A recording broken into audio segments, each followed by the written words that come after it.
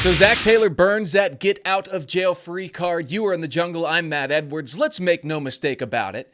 If you've seen the title of what I'm going to call this episode already, you're probably coming in here either agreeing strongly or disagreeing strongly with me. Let's be clear. Zac Taylor goes into 2025 on the hot seat, right? You cannot have this type of team with this type of talent and not go into a season after having the failure of a season the Bengals just had, feeling safe about your job. We'll get into all that. I'm going to give you 3 reasons today the Bengals were smart and are right to keep Zac Taylor. I don't think they were ever actually going to fire Zac Taylor. I don't think they're a franchise that makes those hasty decisions, and you should be glad they're not. You should be glad they're not a team like the Raiders who just cans guys after a year when you give them nothing to work with at quarterback in a division loaded with coaching and quarterback talent. You should be glad they're not a team. Cleveland used to do this all the time. They're finally getting some stability. You see this with the Jets all the time. You've seen this with the Panthers over the years. What do these teams have in common? They stink. Making quick and hasty decisions is not the way to go about business. Constant turnover is not the way to go about business. The Bengals are right to keep Zac Taylor. Of course, Lou Anarumo, the defensive coordinator, and a few of his assistants are now gone. We'll get into that later in the show. But right now, I want to give you 3 reasons. 3 reasons that the Bengals are right to keep Zac Taylor. And some of you are maybe coming into this saying, well, yeah, of course they're going to keep Zac Taylor. But there's a fair amount of people who believe that Zac Taylor should have been fired this week. He was never going to be. But you don't exactly have a shortage of ammunition if you want to say that Zac Taylor should no longer be on the job. He's made some mistakes. You can fully, absolutely blame him for the Bengals missing the playoffs in 2024. No doubt about that. No doubt about that. He deserves as much blame as anyone and potentially more blame than anyone. That said, it's not like he went 5-12. It's not like, it's not like it was an awful season. They were still in till the very last week. Now, of course, you want to go back last week, there are things that need corrected. He's got to be better prepared. We'll get into that. We'll get into all that. But reason one's a simple one. He's not that far off, right? They've had 4 consecutive winning seasons. It's not like they're getting the doors blown off of them. You don't tear this thing down. You don't sell your house and buy a new one because the kitchen needs remodeled. He's very close. He's been to 2 of the last 4 AFC championships. Keep that in mind. And he didn't go last year because his quarterback got hurt. Now, I'm not saying they would have went, but still, you get the point. Once the ball was rolling, it was rolling well, and he was only a play away from back-to-back Super Bowl appearances. That Joseph Osai late hit out of bounds, you're looking at overtime, you're looking at 1 tip pass taken back and a field goal. That's how close he was. It's close, man.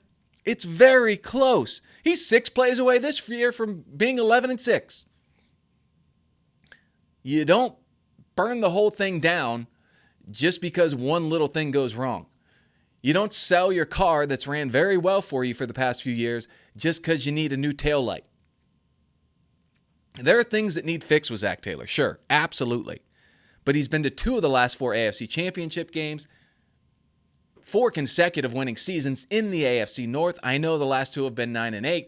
I know that we rip on the Steelers all the time because they love their little streak of not having a losing season, despite the fact that I don't even know the last time they've had a playoff win in Pittsburgh. I've got it right here in front of me. They have not won a playoff game in Pittsburgh since 2016. Okay? So, look, that's reason 1. They're very close. They just need to make a few adjustments, and they are there. They've been there. They know how to do it. That's the other thing. There are 2 people, there are 2 coaches, there are 2 franchises that have prevented Patrick Mahomes and the Chiefs from being in the Super Bowl the last 6 years, is it? Tom Brady and Joe Burrow and Zac Taylor. It's not like again, they're so close. They just have to make a few adjustments, and they're right there. So, I'm not thinking you tear the whole thing down right now. And if you get a new head coach, that's what you have to do. It's going to be a big rebuild. It's going to be a big restart. It would be way too early to do that with Zac Taylor. Reason number 2. He's a young guy. He's 41 years old. He was 30, so what's that make him? 38, 39 when he went to the Super Bowl? That's all they talked about with Marcus Freeman last night on the broadcast. Not all they talked about. They did a great job. Sean McDonough is as good as anyone in the business. He went to the Super Bowl at 38 years old, having never been a coordinator in the NFL. Against all odds, and almost did it again the next year. He's still young. He's had 6 seasons as an NFL head coach. Maybe you're thinking that's a lot, but if you're someone who's been around and maybe had the same job for a decade or more, think about where you were in year 6 versus year 8 or 10. And especially think about it if you didn't really have any prior experience in a job like that. He was not a coordinator. He was the quarterback coach of the Rams when he got the Bengals job. He was 5 years old the last time the Bengals played in a Super Bowl that he was not involved with. When the Bengals went to Super Bowl 23, he was 5. Okay? He's a young guy. Not only that, but he's still, he's just getting his feet wet. He's going into year 7. In his first 2 years, my God, he had to deal with that disaster in 2019. They go 2-14. They get Burrow. He gets hurt early on, but they were showing some promising signs. Next year, they're in the Super Bowl. So you almost need those first 2 years. That's kind of like an internship. The Bengals always were going to need a head coach. At that point, now it could be different now. At that point, when they hired him in 2019, they weren't going to go out and get an A-list coach, even a B-list coach. That franchise, that roster was decimated. They needed a guy who was willing to come in, grow on the job, and I think Zac Taylor's done that. I think he has done that. He's not perfect. But he's still young, 6 seasons, and he's learning as he goes. He's 41 years old. The first 2 seasons, I don't even know that you can count them. In his 6 years, he has more playoff wins than Mike Tomlin and John Harbaugh combined. Over the last 6 years, those 2 guys have what? I just said Tomlin has none, and is this Harbaugh? That's playoff games. Yeah, I mean, since Zac Taylor's come to Cincinnati, John Harbaugh and the Ravens have 2 playoff wins. The Steelers have 0. So think about that. Think about the fact of when they hired him in 2019, if I would have said to you, I bet this guy wins 5 playoff games in his first 6 seasons, you would have said, get the hell out of here. You would have signed up for it. We hadn't seen a playoff win in Cincinnati in 29 years, whatever it was. More than that, 30. I can't remember the number now because I forgot it because it was terrible times and I tried to put that in the past. The Bengals hadn't won a playoff game in 3 decades. He's won 5 in the last 4 seasons.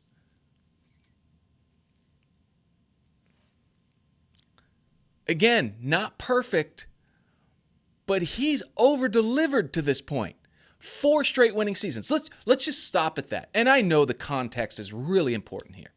But let's just say his first 2 years, Zac Taylor's first 2 years, almost like an internship, right? Never been a coordinator, was a quarterback's coach of the Rams. He was, how old would he have been? He's 41 now. He would have been 37 years old, 36, whatever he was. I'm not good at math. 35. He was in his mid-30s. Comes to Cincinnati, gets an awful roster, with all due respect to the guys on the 2019 team because there were some good players, has the number 1 pick. That number 1 pick looks really good, but he's playing behind the worst offensive line in maybe NFL history.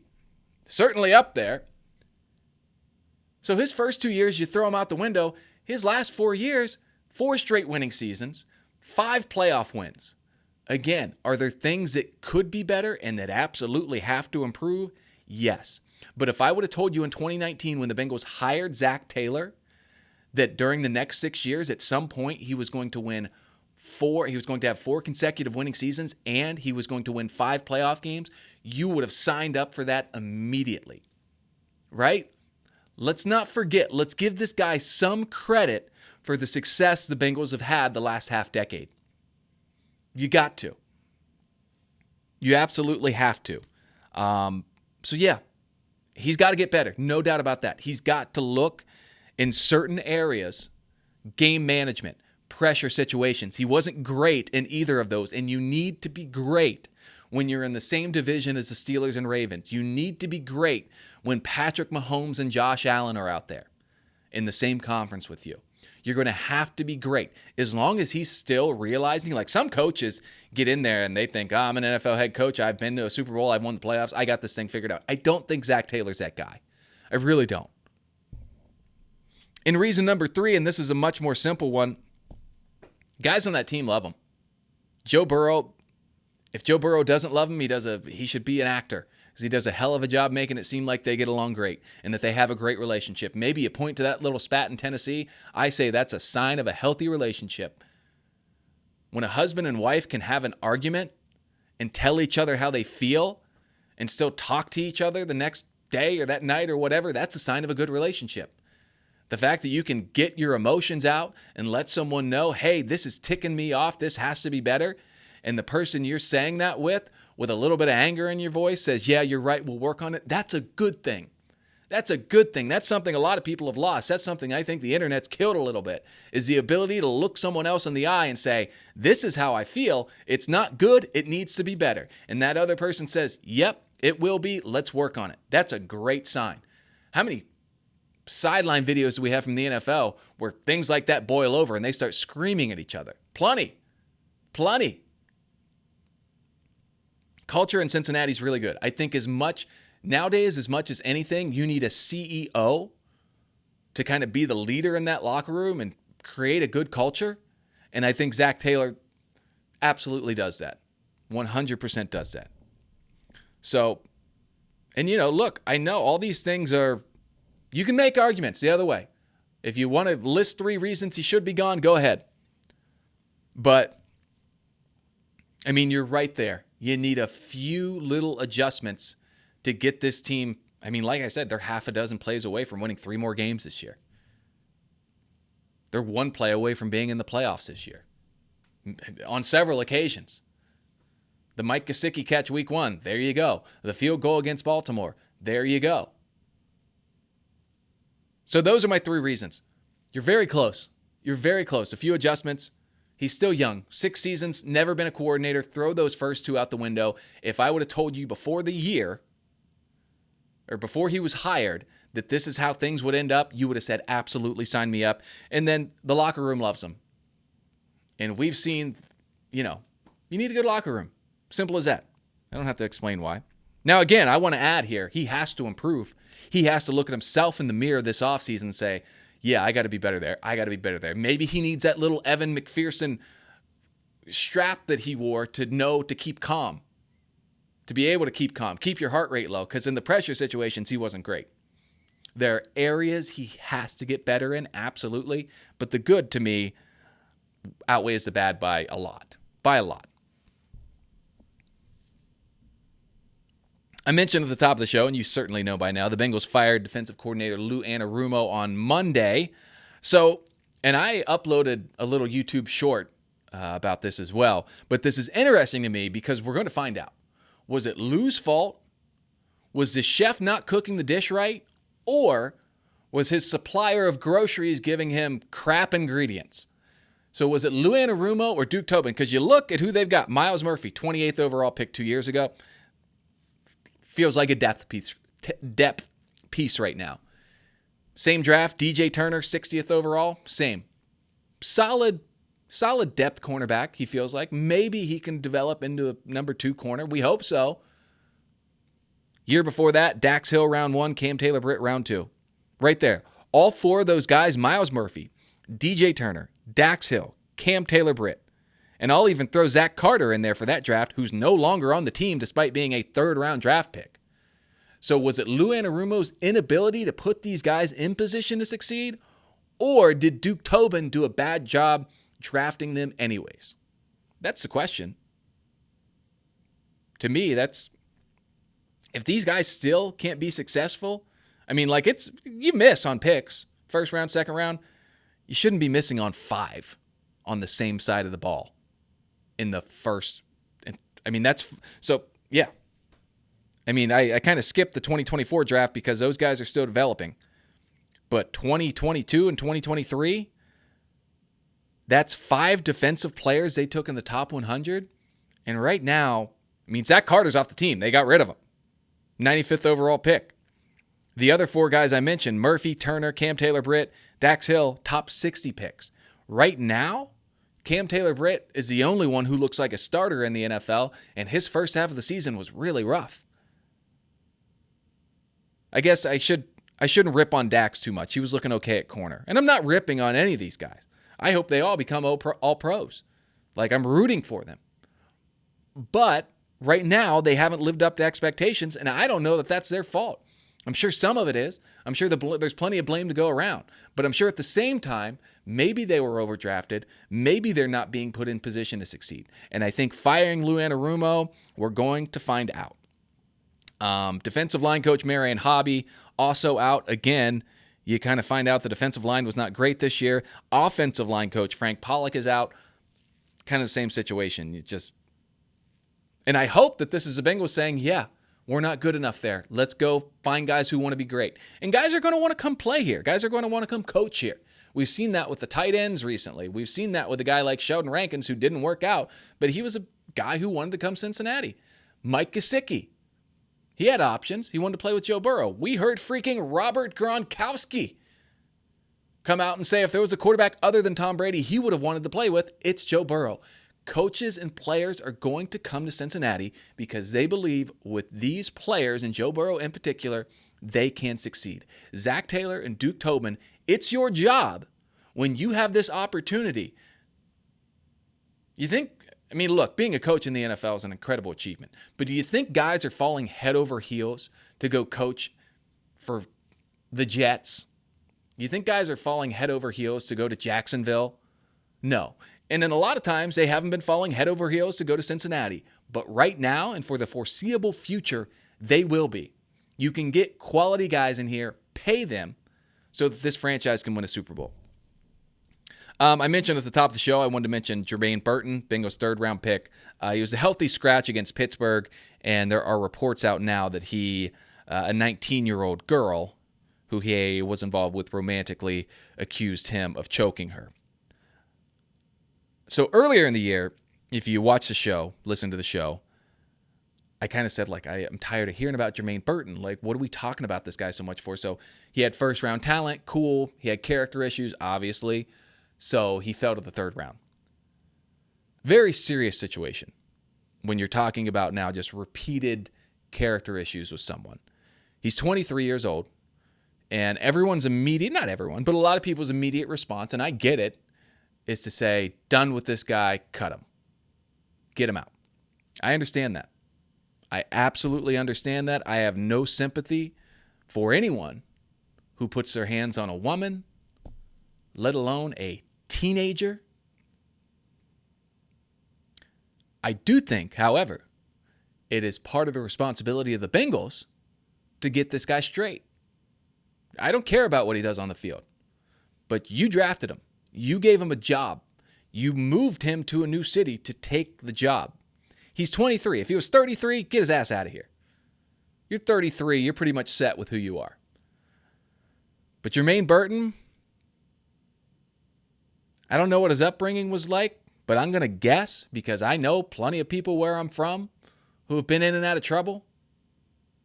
I'm going to guess he didn't have the best upbringing. He didn't have the best shot out of the gate. A lot of people have that. What a lot of people don't have is, A, the talent he has, and what that talent got him was a job with a company in the Cincinnati Bengals that's worth $1 billion. So if you're that $1 billion company, you now have two options. One, say this guy sucks, get him out of here, we're not dealing with that. Okay, a lot of teams would probably do that. Or two, hey, this guy's got issues. He's 23. Who cares about what he does on the field? Let's find a way to try, because sometimes people don't change. That's just that. You can't help everyone. You can't help people who don't want to help themselves. But I think if you're the Bengals and you're this coaching staff, you have to try to find a way. And I know TJ Hushmanzada's helped this guy. You have to try to find a way to get this guy. I don't care what he does on the football field. I really don't. The Bengals are good at receiver. If there's one position they don't need any help at, it's there. It's their responsibility to unwind this guy off the field. Rehab him, whatever needs to be done. Find a way that whatever he's got that's not wired correctly up here that makes him not make the best decisions when he's not at the football facility, you got to help him out. You brought him to Cincinnati. He's 23. You knew he had issues. You can't, when you draft someone like that, you can't just hope for the upside and say the hell with the rest. It's your job if you're the Bengals, and maybe they're doing this. I don't know. If they are, I don't think they've mentioned it. But it's their job. It's their responsibility, I should say, to get this guy some sort of help and mold him into a better person. Don't care what he does on the football field. But he's got a lot of talent. He's young. You got all the money in the world, even though you don't always like to spend it. That's fine. But whatever help he needs should be relatively affordable, and it's the Bengals' responsibility to get him the help he needs. And after that's done, then we can talk about that first-round talent he allegedly has. So hope the best for him. Again, I'm just not... Nick Saban, I think he was talking about Muhsin Muhammad, who he coached at Michigan State. And I'm going to double-check that because I would feel awful if I got the wrong guy. But there's a great quote from him. And this is up. If you just Google, this went viral when Nick Saban said it, and then again when he retired. But when Nick Saban was the head coach at Penn State on the brain. When Nick Saban was the head coach at Alabama, someone had got in trouble, and he was kind of being pressed about why the guy was still on the team. And Nick Saban, I'm going to read this quote here. Nick Saban said, everybody in school, every newspaper guy, everybody was killing the guy, Muhsin Muhammad, because he got in trouble and said there's no way he should be on our team, Saban said. I didn't kick him off the team. I suspended him. I made him do stuff. He graduated from Michigan State. He played 15 years in the NFL. He's the president of a company now, and he has 7 children. His oldest daughter goes to Princeton. So who was right? I feel strong about this now. Really strong. That's how I feel about Jermaine Burton. You got 2 options if you're the Bengals. Kick him out, let him go, keep doing dumb stuff, or keep him in-house, give him the support and system he needs, and turn him into a successful adult. Simple as that. NFL playoffs will start tomorrow. I don't even know what the first game is. I know Steelers and Ravens is tomorrow. Oh, of course, the first game is the Texans. Texans-Chargers play tomorrow. I'm already heating up my take on the Chargers, although they are banged up. If the Chargers were fully healthy, I'd feel they're going to give the Chiefs some problems in round 2. I don't believe in the Texans. So NFL playoffs start tomorrow. Who are you going to root for? That's kind of, the good thing here is you've got 2 legit contenders in the Lions and Bills that I would really like to see either of those teams win the Super Bowl. They're from the same cloth as the Bengals. They've stunk most of the time, right? And now they're really good, and they have an opportunity to go out there and win it. So I'll be rooting for those 2 teams. And probably the Vikings and Bucks would fall next in line with me. The Bucks thing, I mean, if they win with Baker Mayfield at quarterback, Cleveland might burn down. I don't want to see that happen. But they would go pretty nutty. All right, that's all I got for you. I hope you like the show. I'll keep doing 1 a week for now. I'll probably take some time off eventually and get off the internet fully after the Super Bowl. But that's that for now. So I appreciate you tuning in. If you like the show, give it a comment. If you're a Chiefs fan here watching again, thanks for boosting that last show over 3,000 views. I appreciate it, and I do apologize for any feelings I hurt in Kansas City. That was not my intent, so we'll just leave it at that. And my name's Matt Edwards. This podcast is called In the Jungle. If you like it, tell a friend about it, send it out, give it a subscription or a rating. It's all free, and that'll be that. If you don't like it, that's too bad, honestly. So, all right, we'll see you again sometime next week.